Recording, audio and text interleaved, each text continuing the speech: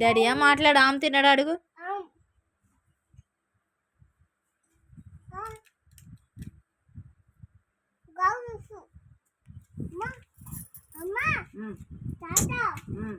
నువ్వు మాట్లాడు డాడీతో, డాడీ ఆమె తినడా లేదా అడుగు.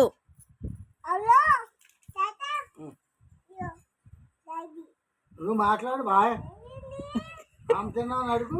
హలో, మాట్లాడమంటే మాకు ఇస్తున్నాడు. సరే సరేలే అయితే పెట్టు పెట్టు.